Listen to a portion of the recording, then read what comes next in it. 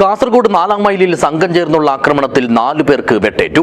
പടക്കം പൊട്ടിച്ചതുമായി ബന്ധപ്പെട്ട വാക്കുതർക്കമാണ് മാരകായുധങ്ങളുമായുള്ള ആക്രമണത്തിന് കാരണമായതെന്നാണ് വിവരം.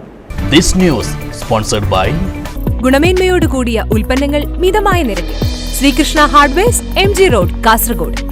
4 മൈലിലെ 62-കാരനായ ഇബ്രാഹിം സൈനുദ്ദീൻ, മകൻ 20-കാരനായ ഫഫാസ്, ബന്ധുക്കളായ 50-കാരൻ റസാഖ് മുഹമ്മദ്, 28-കാരൻ മുൻഷിർ എന്നിവർക്കാണ് വെട്ടേറ്റത്. ഇവരിൽ ഗുരുതരമായി പരിക്കേറ്റ ഫഫാസിനെ മംഗളൂരുവിലെ സ്വകാര്യ ആശുപത്രിയിലും മറ്റുള്ളവരെ ചെന്നൈയിലെ EK നയനാർ ആശുപത്രിയിലും പ്രവേശിപ്പിച്ചു. കഴിഞ്ഞ ദിവസം രാത്രി 11 മണിയോടെയായിരുന്നു സംഭവം. അയൽവാസിയുടെ വീട്ടിൽ 2-അംഗ സംഘം പടക്കം പൊട്ടിച്ചത് ഫഫാസ് ചോദ്യം ചെയ്തു. ഇതിനു പിന്നാലെ നാട്ടുകാരും യുവാക്കളും തമ്മിൽ വാക്കേറ്റവുമുണ്ടായി. ഇതിൽ പ്രകോപിതനായ സംഘം തിളച്ച ചായ ഫഫാസിന്റെ മുഖത്തൊഴിച്ചു. ഇതിനുശേഷം ഇബ്രാഹിം എത്തി മകനെ വീട്ടിലേക്ക് കൊണ്ടുപോകുന്ന വഴിയിൽ വെച്ച് പിരിഞ്ഞുപോയ യുവാക്കളുടെ സംഘം കൂടുതൽ പേരുമായി വീണ്ടും എത്തുകയും ആയുധങ്ങളുമായി പ്രദേശവാസികളെ ആക്രമിക്കുകയായിരുന്നുവെന്നുമാണ് പരാതി.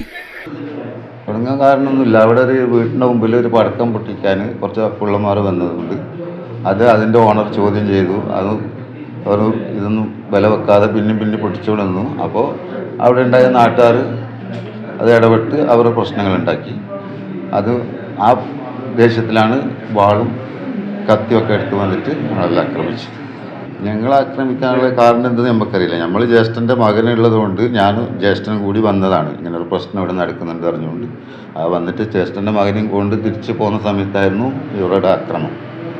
വാളും കത്തികളും ഉപയോഗിച്ചാണ് ആക്രമിച്ചതെന്നും അക്രമികൾ ലഹരിക്കടിമകളാണോ എന്ന് സംശയിക്കുന്നുവെന്നും പരിക്കേറ്റവർ പറഞ്ഞു. രാത്രി ഒരു 11 മണിയായി.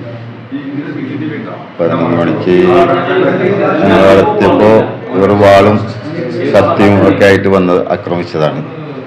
ഇതിൽ പിന്നിലുള്ള ഇതെന്തെന്ന് നമുക്കറിയില്ല. ഒരു പടക്കം പൊട്ടിച്ചതിൻ്റെ പ്രശ്നത്തിലാണ് ഈ ആക്രമണങ്ങൾ നടന്നത്.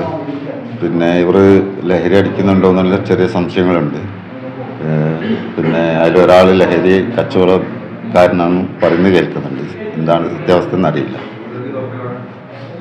പിന്നെ എൻ്റെ ജ്യേഷ്ഠൻ്റെ മകനും പിന്നെ ഒരു പെങ്ങളെ മകനും ഉണ്ടായിരുന്നു. 3 പേർക്കും വെട്ടേറ്റിട്ടുണ്ട്. എനിക്ക് കൈക്കും പുറകിലുമാണ് വെട്ടേറ്റിട്ടുള്ളത്. അവരുടെ നില കുറച്ചോ സീരിയസ് ആണെന്ന് ഡോക്ടർ പറഞ്ഞിട്ടുള്ള 24 മണിക്കൂർ കഴിയാണ്ടൊന്നും പറയാൻ പറ്റില്ല എന്ന് പറഞ്ഞിട്ടുണ്ട്.